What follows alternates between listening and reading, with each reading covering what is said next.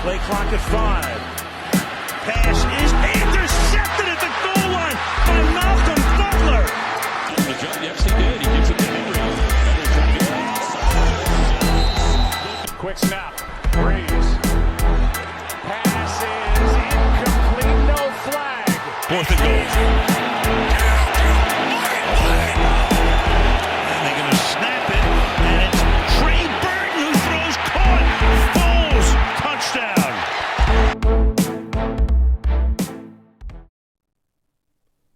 So apparently, there is no good team in the AFC. It's one of the most baffling things I think we've had to look at all season long, because anytime you try to give an answer who the I guess best team in that conference is, they blow it the next week. I mean, it was looking like, I thought it was the Titans. They were the most consistent team, and that's what we're looking for the most. Talked with that Alex last week. It was consistency. Texans were on the longest, or the Titans were on the longest winning streak, and then they go and lose to the Texans. They are a good team, but they've also lost to the Jets. They got blown out by the Cardinals. Jonathan Taylor scored 5 touchdowns, and I don't understand it. The AFC is wide open, and that's just kind of what we're seeing from the NFL this year. But ladies and gentlemen, thank you so much for tuning in on this Thanksgiving week. Of course, I'm your host, Ross Sallin, rolling by myself this week. Alex could not make it, but it's okay. He'll live on in our hearts and minds. And by live on, I mean he'll probably be back next week. So, don't be too worried. He's good, and we'll get things going there. But ladies and gentlemen, Week 11 was yet another crazy week where you can't really make this stuff up. It looks like we're getting Tom Brady versus the Patriots in the Super Bowl, I guess. And what we're going to do today, the main goal of today's breakdown is to make sense of something. That's all. I know it sounds like a lofty goal, but that's exactly what we're going to do here today, ladies and gentlemen. Because, of course, we got some winners and losers from this week. We have... okay, so, are the Patriots the best team in the NFL? The Niners might be the best team in their division. Oh, no. Are the Chiefs back? Then a couple things to take a look at. Like I said, we're going to try to make try to get as clear as possible with the AFC as we can. Try to get a little bit of clarity in there. And is Baker Mayfield's time running out in Cleveland? Of course, I mean, it's Thanksgiving. I'm going to let you know what I'm thankful for. And then none other than the nay of the week. But ladies and gentlemen, like I said, thank you so much for tuning in this week. It's great to be able to stream and broadcast to all of you lovely, lovely people. Thank you so much for tuning in, whether it be on the UFC Talk 66 that dropped earlier this week, Donnie's Disposal, or now this NFL Week 11 breakdown. Of course, you can find all of our stuff at thefourthandlong.com, and for NFL-specific stuff like this, that's thefourthandlong.com/NFL. And before I hop into things with the winners, just want to shout out a couple more things. Of course, we got a brand new show coming to the channel and coming to the business here. It's going to have to do with cards, card collecting. We're going to help. Essentially, we're going to help you guys make money when it comes to trading cards for sports. That's going to be a fun one. Definitely going to want to tune into that. And we got a new merch coming along as well. Prototypes for trucker hats are in the works right now. Should be receiving the initial ones soon, and so that's going to be a lot of fun. And of course, if you guys might know, if you don't, you will know here in a second. I lost a bet to our co-host here, Jalen. I said that his San Francisco Giants were not going to win the division at the beginning of the year. They won the division, and so my punishment is I have to do the one chip challenge, which is going to be awful. I am not looking forward to that one bit. But I figured, hey, if I'm going to suffer, I might as well make it worthwhile. So what we're going to do, I'll be giving, this is coming up in a few weeks. I'll be live streaming everything. The videos will be everywhere. Also, I'm going to turn it in. It's a holiday season. It's Let's Give Back. I'm going to turn to a charitable event as well. Also, give me some time to shill some new merch. So just stay tuned. Of course, the best way to stay up to date is go over to our Twitter, which is at Fourth Long Radio, or for you Instagrammers, that is Fourth and Long Radio. Of course, like I said, everything could be found at thefourthandlong.com. But we're going to hop into things properly this week, ladies and gentlemen. And what we do on the show, we like to pat ourselves on the back. That's something we do when we're able to get it right. We like to celebrate when you get a take right. And so what I'm going to do right now is I'm going to celebrate me getting a take right, because of course I wish Alex was here. I would have gloated in his face, but okay, I'll gloat to him next week. But I was trying to say that even though it was a second round pick and it wasn't really that late in the draft, Jonathan Taylor was still the steal of the draft. Again, 41st overall pick in 2020. I believe it's a second running back off the boards, or third running back off the boards. In front of him was DeAndre Swift and Clyde Edwards-Helaire.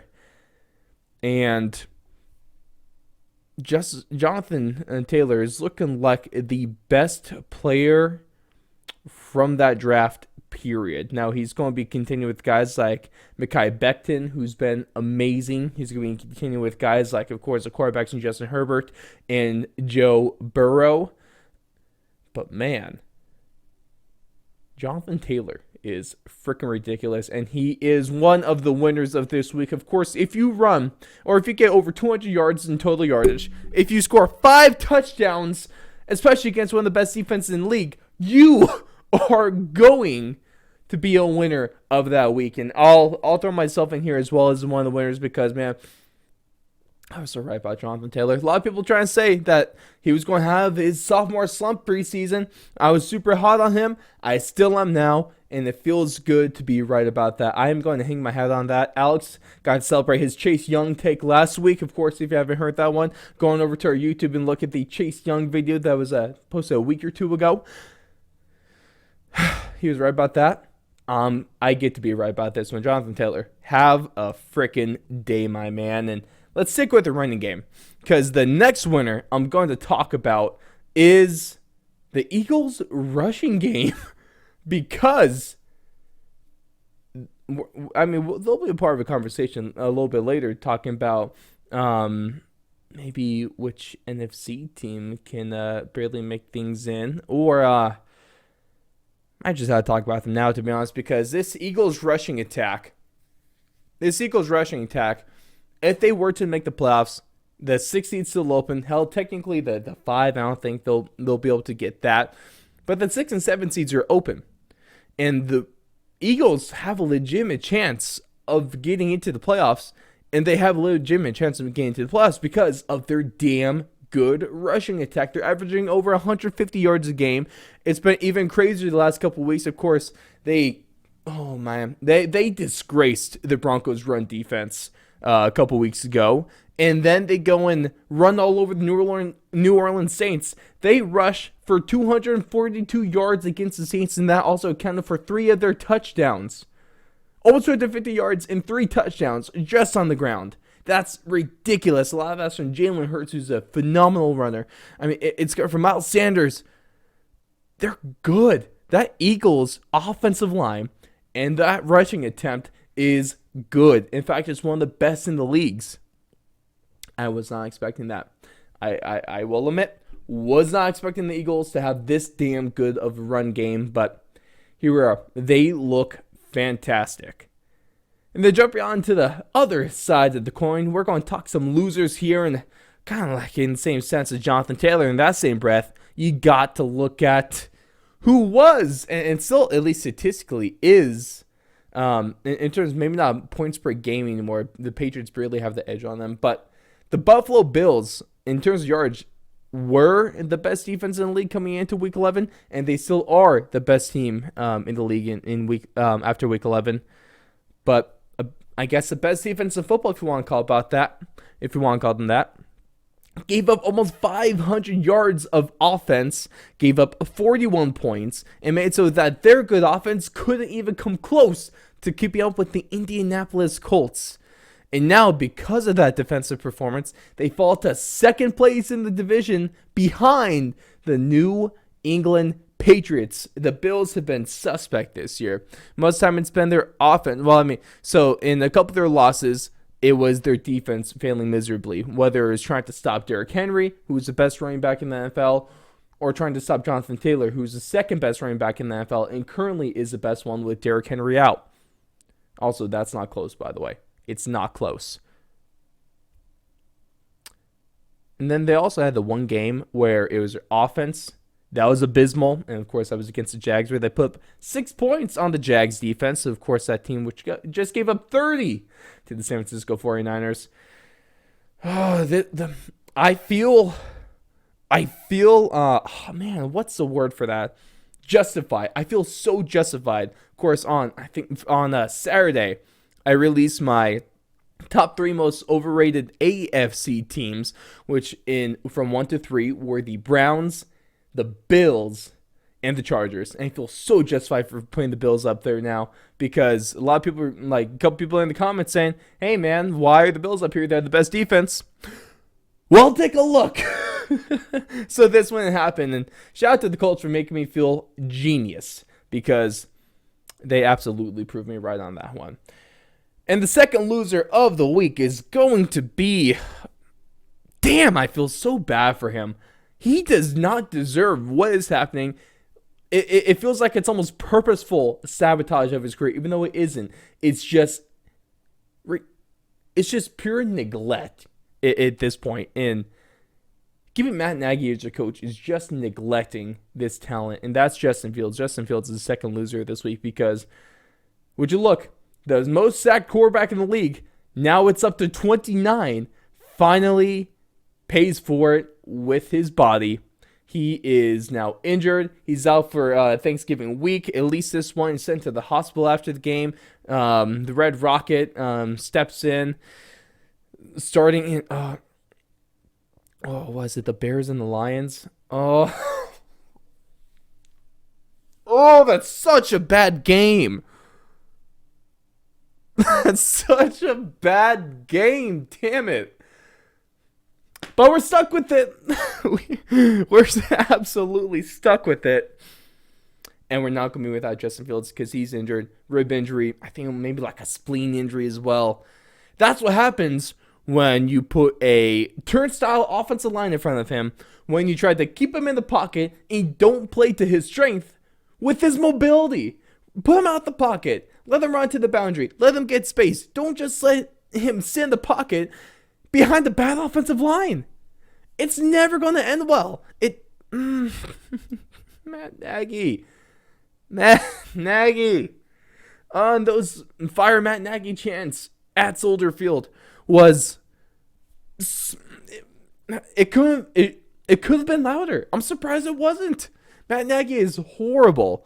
He should be put into jail for he should be responsible for this Justin Fields injury. He's 100% responsible for this Justin Fields injury. And I mean, if you want to call relay a coach to a parent and a player to a child, this is an easy case of child endangerment. It's not okay. It's not okay. And it sucks because this talent, a possibly generational talent, is being wasted in the confines of Soldier Field in the shit show that is Chicago and Matt Nagy. The Bears have never fired a coach in their 100-year franchise history in the middle of the season. If you're going to do it, you're going to do it now. I guess there are reports going on that he was going to be fired after their Thanksgiving game. He, of course, said that they were false. Can't blame him with anything. Wouldn't be the worst thing. That is for sure. But ladies and gentlemen, those are my winners and losers from Week 11 of the NFL season. Of course, I throw an extra one on there and make on our posts on our socials. So go make sure to hit us up on Twitter and Instagram and go check those out. Of course, links are at our website, which is thefourthandlong.com. But before we get into our overreactions here, some juicy ones regarding the Patriots, the Niners, and the Chiefs. Of course, just want to give a shout out. Like I said, thefourthlong.com. We are expanding platforms right now. Of course, we've recently started adding our videos to Rumble, which is a alternative from YouTube, because YouTube sucks, but there's not a really good alternative. But Rumble is getting it done for us so far. So make sure to go hit us up on that as well. That's Rumble Video. You can go find us with Fourth and Long Radio over there. And then another thing you can do, if you do like videos and you don't like YouTube, we do have another alternative besides Rumble, and that is Spotify, because we've recently gotten permission, or we've gained the ability to post videos on Spotify, so you can go watch all of our stuff there. Of course, like I said, links are at the website, thefourthandlong.com. But ladies and gentlemen, let's rock and roll into some overreactions here, because who doesn't love to overreact? Overreacting is fun. It's always fun to come up with like some of these statements. Mondays are built for overreactions. Of course, we drop all of our weekly overreactions over on our aforementioned social media platforms, Instagram and Twitter. But let's get into the first one here. And I kind of alluded to it at the beginning of the show. And that is, my first overreaction is the Patriots are the best team in the league right now. And the way I kind of put up these overreactions is that they might sound like overreactions, but it's up to me. I'll kind of make these up, and also up to you guys to determine if it's actually an overreaction or not. And to be honest, it might be a hot take. I'm not a huge fan of the Patriots either. I never have. I realized recently that I just hate Tom Brady more than I hate the Patriots themselves. I'm really not too surprised by that. I kind of went into that a little bit deeper last week. But I'm going to say it. This is not an overreaction. The New England Patriots are the best team in football right now. They've won 5 of their last 6. Their 2 losses within a 7-game span were to the Bucks and to the Cowboys. They barely lost to the Cowboys in overtime, and they lost by 2 points in New England in Tom Brady's return to was it what's the same Gillette? That's right, the shaving company. This Patriots team is picking up a lot of steam right now. Also, remember in that game, Bucks and Patriots, Mac Jones outplayed Tom Brady. I made a huge emphasis on that in our show after that week. I'm still going to say it because I still don't believe enough people really put a lot of weight into that game. Mac Jones outplayed Tom Brady in prime time. That's ridiculous. But the Patriots also have one of the best offenses and defenses in the league. Points per game, they're leading the league above, I think they're giving up 16 points something. Yards, they're right up there. And their offense has been looking damn good as of late, too. Of course, they got the gift to play the Falcons, in which they won that game 25-0. Most of those points were responsible of the defense. The offense did their thing in that game, though. But also before that, they also had a blowout of the Browns, who have a good defense. They put up 45 on them. They put up 24 on the Panthers. They put up 27 on the Chargers. They also put 54 up on the Jets. The first time in franchise history that they put up 40-plus points in back-to-back home games. This is damn good offense. Mac Jones is the best quarterback of his draft classes. Maybe will be permanently, or at least is for the time being. Bill Belichick is the greatest coach of all time. That both sides of the offense are clicking at crazy, consistent and high levels, and it's crazy. And now, like I said, they're in first place in the AFC East, and they're third in the AFC as a whole. This is a really good football team. This is the most put together team in football right now. They're all healthy. The only other team I guess you could throw up there in terms of that I would put up there right now in terms of completely put together is the Cardinals, but as of now, they're still missing 3 key pieces on the offense, and J.J. Watt is out for the season. I guess there is one other team we could talk about. We'll get them here, and we'll get to them here in a few minutes. But I do think that the Patriots are the best team in football, and that will be reflected in my Week 12 power rankings. Possible overreaction number 2 is that the San Francisco 49ers are the team to beat in the NFC West. Of course, you have the Arizona Cardinals, you have the LA Rams, and right now you have the San Francisco 49ers, and then you have the Seattle Seahawks, which, of course, my prediction of them finishing last place in the division from preseason is looking a little bit better right now. But, man, this Niners team has put up huge points in back-to-back weeks. They put up 30 this week on the Jags. Of course, maybe that's not a huge, like maybe statement because the Jags really aren't that good of a football team. But, hey, the Buffalo Bills, one of the best offenses in the league, weren't able to do that. They also put up 31 on what a lot of people think, or at least thought to be, the best defense in the league. And that's when they beat up on the Rams last week on Monday Night Football. They've also put up some points on the Bears. They've put up points on the Seahawks. They put up points on the Packers, who end up having a good defense. Obviously, they put a lot of points up week 1 against the Lions. This is a really well put together team, and I feel like the real only Niner curse has been injuries the last few years. If they could stay healthy, they're a good team. Jimmy Garoppolo is actually looking like a good quarterback right now, almost making that Trey Lance draft look like a mistake, which was something I wasn't necessarily expecting to say. They also have I will say it now, I gave him a lot of the praise last week. I will commit to this statement now. The Niners have the most versatile player in the league in Deebo Samuel. He is the most versatile player in the league. Give me another receiver that can that can take the roof off of defenses when he's lined out wide. Give me a receiver that could play in the middle like Deebo Samuel can.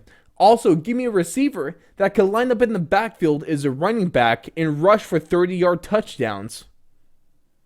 There isn't anyone else in the league that can do that. There isn't. He's a ridiculous athlete, and he's underrated as hell. He is underrated as hell. Not a lot of people speak the praise of Deebo Samuel, at least not as many people as there should be.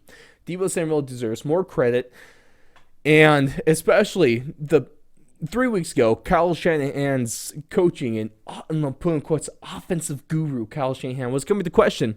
Last 2 weeks, he's been able to shut people up, and that's in large part to Deebo Samuel playing out of his mind. And it also did help that George Kittle's back now. The best tight end in the league when healthy. Travis Kelce might be a marginally better pass catcher, but George Kittle is the best blocking tight end in the league. Talked to Von Miller, who got pancaked by him last a couple weeks ago. The Niners are scary good. They're not. This isn't still an overreaction because the best team in that division is the Arizona Cardinals, with the Niners second. Also doesn't help that the Niners have lost both games to the Arizona Cardinals, and one of those games they lost to Colt McCoy. Can't call you the best if you lose to Colt McCoy. No offense to Colt, one of the GOATs. And I guess he's going to be splitting the MVP trophy with Kyler Murray this year, is what it's looking like right now. But that's what's going to happen. Niners still a really, really damn good football team. And the last possible overreaction of the week is that after 4 straight wins, some really solid defensive performances, and their offense seemingly being back, the Kansas City Chiefs are back. They've given up. I think the scariest thing is that obviously their offense looked great against the Raiders a couple weeks ago because they put up 41 on them. They put up 19 on the Cowboys, which really isn't that great because the Cowboys defense is kind of crap. It's kind of crap. You have Diggs, who is leading the league in interceptions, gets burned a lot though, but also is a solid coverage cornerback there. Then you also had Defensive Rookie of the Year, who are going to crown him Micah Parsons because he was all over Patrick Mahomes this week. So you have those 2 really good defensive players, but besides that, the Cowboys don't really have a lot going for them on that side of the football. The crazy thing for the Chiefs, though, it's been their defense, and that was one of the things we were questioning the most at the beginning of the season. They were giving up a lot of points, and they were giving up, I think, through the first number of weeks, it was over 31 points per game, and their offense was averaging only around 30 or 29. Obviously, their offense, even though how good it was, just couldn't keep up with how many points their defense was giving up there. And they're also, why they were so criticized for that as well, just because, no team should be giving them 31 points a game. I think that's safe to say. But they're also one of the highest paid defenses in the league as well, in performing that poorly. So that's two things you definitely can't do there. But they're on the 4-game winning streak, and over those last 4 games, they've given up less than 12 points per game. I think it averaged out to 11.75 points per game. They've silenced one of the best offenses in the league in the Dallas Cowboys. But like I said, Mahomes had one good performance really this year, and that was against the Raiders. He scored 5 touchdowns. That's freaking phenomenal. The only problem is we've almost grown to expect that from Patrick Mahomes. If he's not throwing for 300 yards and 3 touchdowns, it's almost like he has an off week. I'm still not sold on this offense, though. I'm not sold on the team that's had one good offensive performance in the last, 4, 5, 6 weeks, and could only put up 19 against the Cowboys when the Denver Broncos were able to put up 30 on the Cowboys. If the Denver Broncos outscore you against the same team, that's not a good look, because the Broncos are not a good team. I'm not sold on the Chiefs being all the way back. I'm not yet. I'm not ready to call them the hottest team in the league. I'm not ready to call them the best team in the league. I'm not ready to call them back. Are they on track? Absolutely, the Chiefs are on track to being back on track to being the best team in the league, especially with this defensive performance recently. I still need the word of the season. I'll bring it back. I need to see more consistency from the offense. You can't have one good week and then decide to crap the bed a week later. You can't. I need to see consistent 3 touchdown games from Patrick Mahomes. I need to see that run game get good again. I need to see more from this Chiefs team. Once I get more, I will happily, not happily because I still hate them because I'm a Broncos fan. But I will be more than willing to call them the best team in the league if they continue to pull out wins like this and if their offense comes back. It's not there yet, so I won't call them back yet. I think that's fair. I think that's absolutely fair. But ladies and gentlemen, let me know what you think about the Patriots being the best team in the league, the Niners possibly being the best team in the NFC West, and of course, if the Kansas City Chiefs are all the way back or not.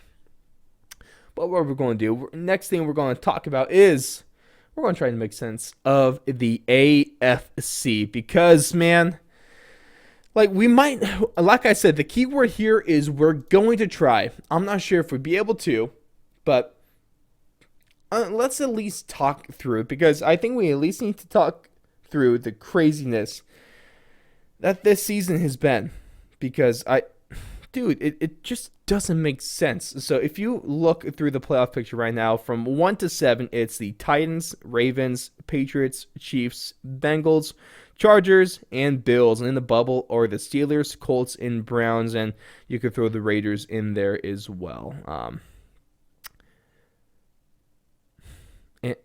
So the real contenders, let's focus on the contenders here because the real contenders we're going to be looking at is, of course, the current playoff teams.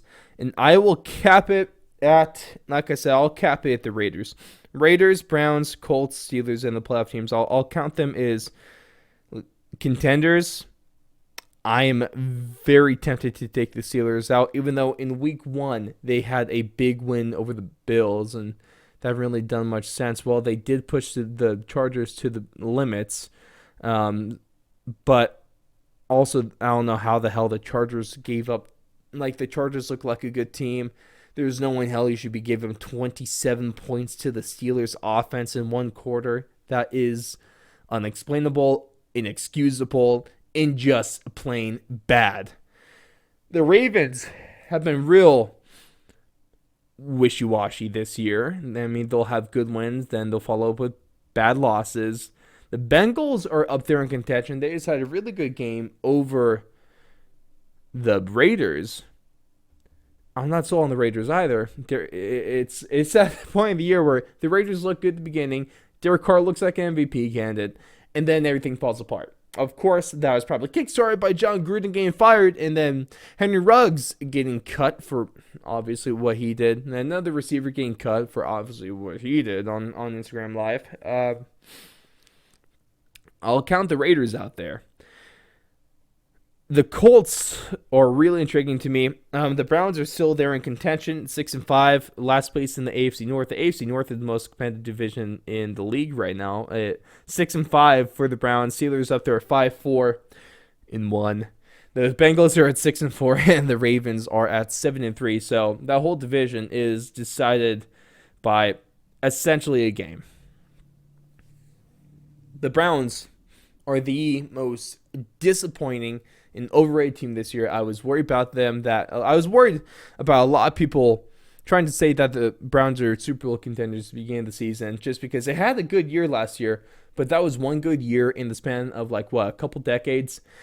And you still had to remember, it's the Cleveland Browns we're talking about. I'm never going to pull a whole lot of faith into them because until they have 5, 6, 7 straight years of success and consistent success, then maybe I'll consider calling them a good team. Until then, hell no.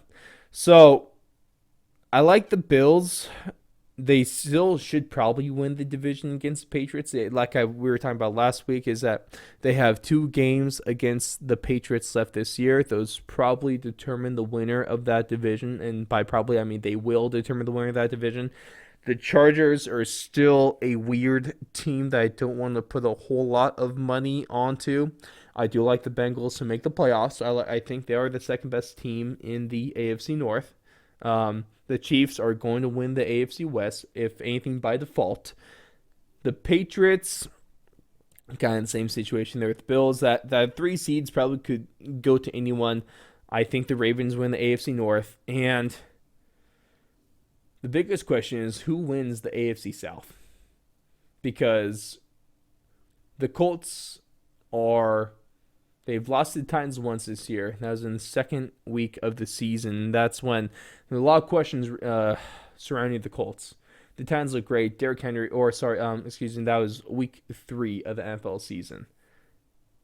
But then the Colts go and run over the Bills this year. Literally run over them with Jonathan Taylor. I think the Colts are a dark horse Super Bowl team right now. The Colts are a dark horse Super Bowl team because their defense can be good when they play up to levels. Their offense line is fantastic. Obviously, Jonathan Taylor is the best running back in the NFL right now. And Carson Wentz has been a really clean quarterback. He's looked good this year. He's kept the ball away from the defense better than he has recently in recent seasons. And there is still a very good chance that the Colts can win the AFC South. They're down by only 2 games. That's very manageable, especially given where they were earlier in the season. But there's also a couple things to take a look at here. The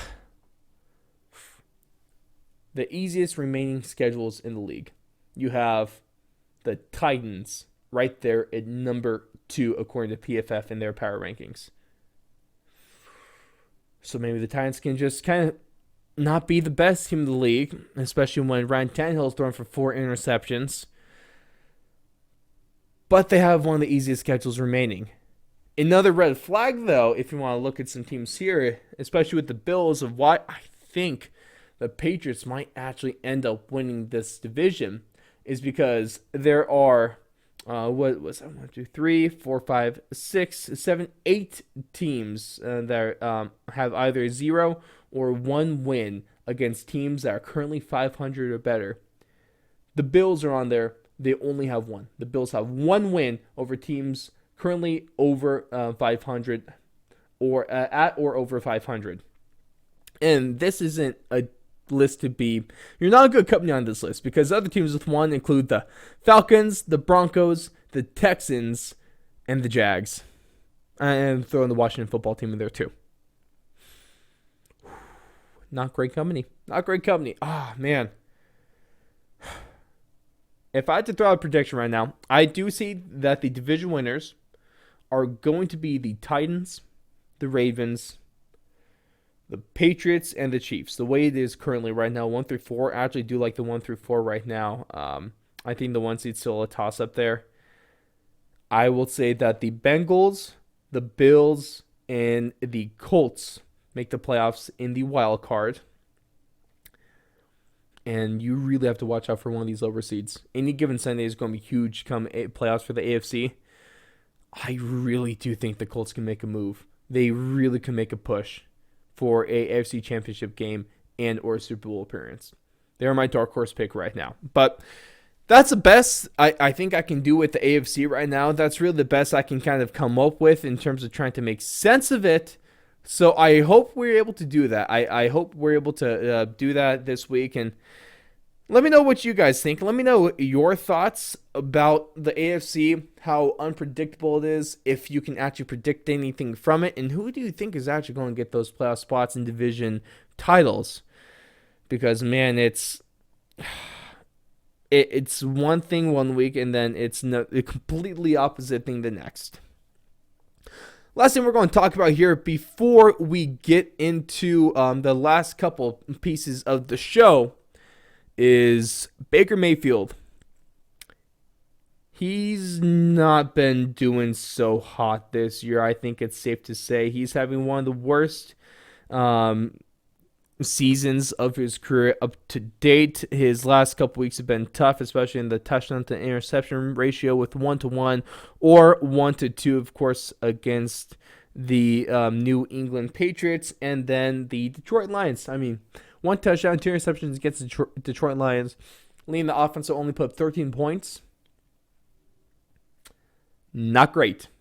That is not great. And, man, I even have fans booing him this week in Cleveland. Booing Baker Mayfield.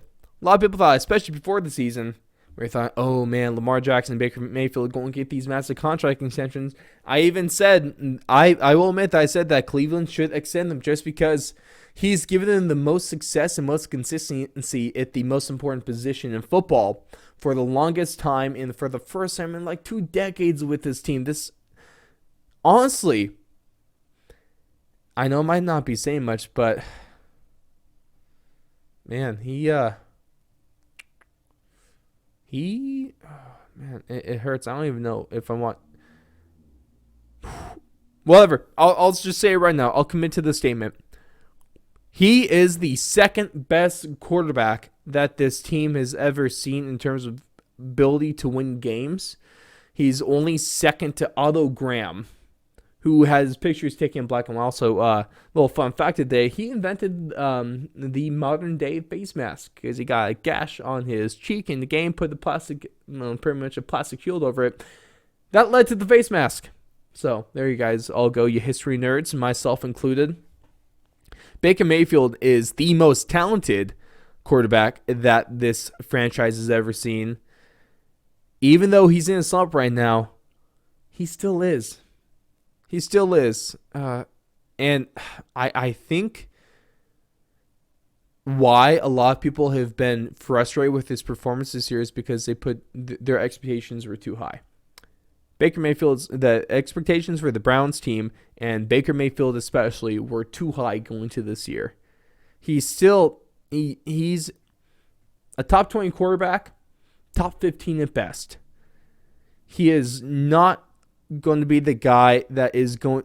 He can be the guy that will win you a football game. Is he going to be, and consistently is he going to be? He's not that guy. He is not that guy. But he's also a guy where you're more than likely not going to lose games because of. Baker Mayfield is still an important piece of this franchise. He's still a who are you going to replace him with? Case Keenum? What are you going to do for Cleveland?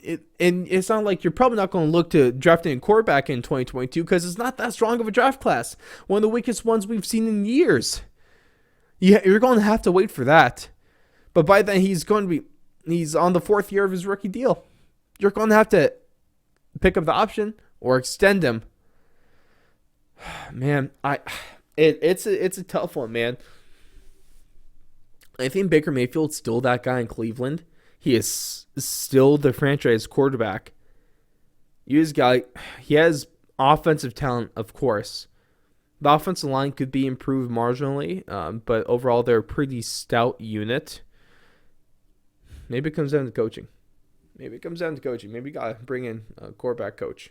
Maybe you got to bring in a little bit better of an offensive coordinator. Maybe you have to take a look at a different offensive system itself. I don't think Baker Mayfield's a problem in Cleveland. In terms of between him or OBJ, it was obviously Odell Beckham Jr. who was a problem. Baker Mayfield is still going to be the guy for the foreseeable future in Cleveland.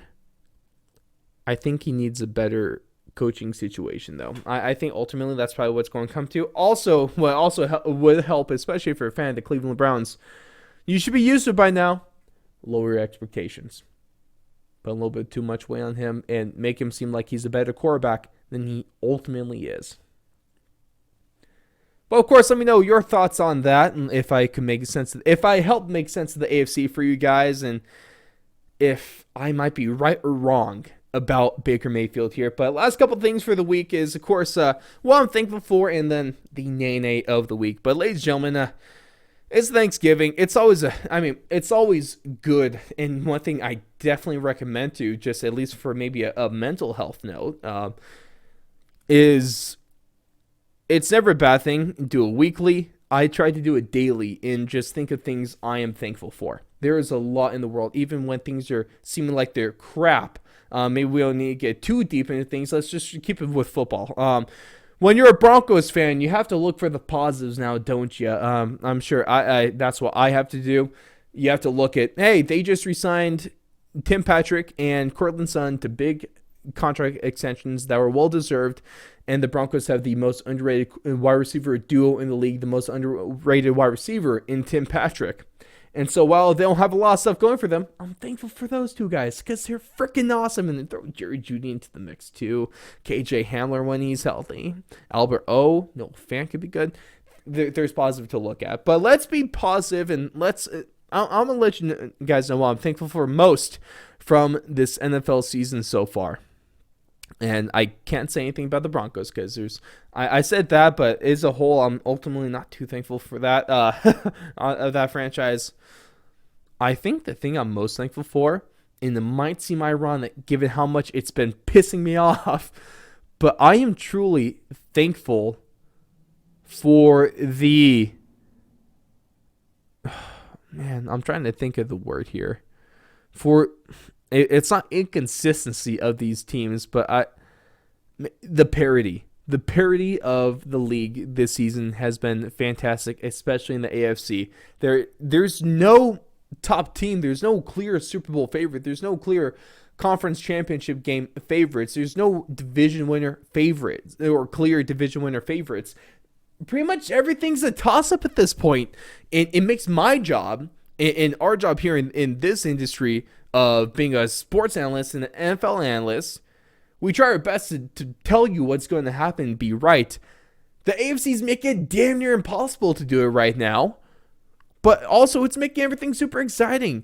And even what seems like it's going to be bad games, like I wasn't expecting much of a Sunday night game between the Chargers and the Steelers, but we got a fantastic game of football. I'm thankful for this because any given Sunday is awesome.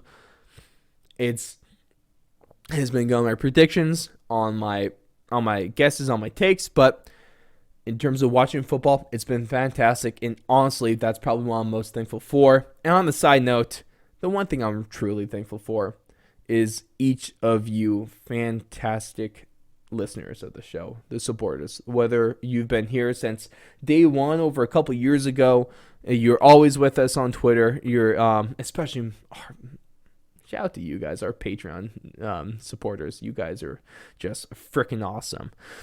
Or if you're someone just joining, I mean, we've gotten a huge influx of subscribers recently, which is fantastic. Thank you so much. We just broke 900 on the way to 1,000, and that's going to be a huge milestone for the show, and I am super, super excited for that.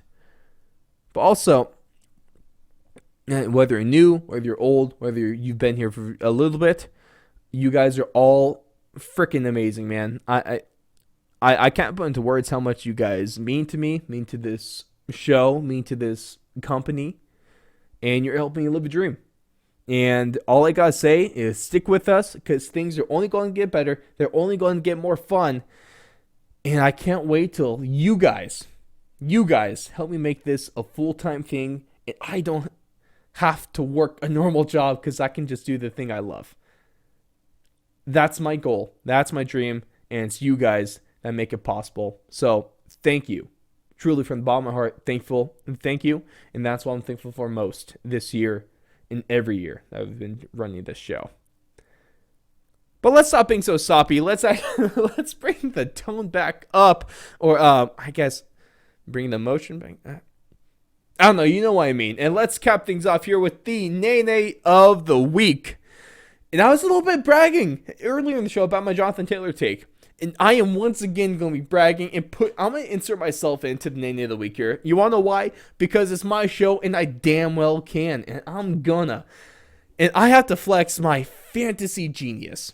Of course, I'm in 5 leagues, so eventually a draft is probably going to work out. That's just how statistics work. But this week, I was lucky enough, blessed enough, and smart enough to have the greatest running back duo of all time in a single week, because I started Austin Ekeler and Jonathan Taylor. 2 guys that combined for 9 touchdowns on the week. I won this week's fantasy football game by 100 points. It wasn't close, and I love you guys. So the nay of the week this week goes out to the people that had to play against guys like me and had to either play against Jonathan Taylor, Austin Ekeler, or God forgive you if you had to play against both. Wasn't a good week. And it's like fantasy, man. There's not a whole lot you can do about it except just accept it and shoot, man, move on to next week. But I think those people are definitely deserving of a special shout out and all of our love. So if you know someone, if you or a loved one has been affected by having to play against both Jonathan Taylor and Austin Ekeler in fantasy, you may be entitled to, I don't know, I guess not financial compensation, but compensation of a hug. You deserve that at least. Oh, man. But ladies and gentlemen, thank you so much for tuning in this week. This has been our NFL Week 11 breakdown with me, your host, your lovely, lovely person, Ross Allen. We'll be joined hopefully once again by Alex Kropp next week. Like I said, just some stuff came up. A lot of issues. I mean, Thanksgiving, we're doing a little bit of traveling, and schedule is getting in the way. We are real people. Life happens, and yeah, that's my excuse. And whether you're willing to accept it or not, I don't know, man. It's up to you ultimately. But truly blessed and thankful to have all of you guys. And like I mentioned, huge shout out to our Patreon supporters. And you become a member of this very prestigious group for just $1 a month. And each tier gets you more behind the scenes content, bonus content, early content, and discounts on merch. There's going to be some good stuff coming out for the holidays. Like I mentioned, trucker hats are on the way, and those lovely, lovely holiday discounts. But our Patreon supporters are the fantastic Ray Rodriguez. For all your card collecting needs, go on over to Instagram and follow at the Big Bat Box. Also, huge shout outs to Ryan Watson and Neil Wiley. Ladies and gentlemen, I hope you have a fantastic day of eating and watching football. And for those ones that are honored in the big task of actually cooking the turkey, good luck, because a lot of pressure riding on you. But enjoy the food, enjoy the family, enjoy the friends, enjoy the football. And we'll see all of you after week 12.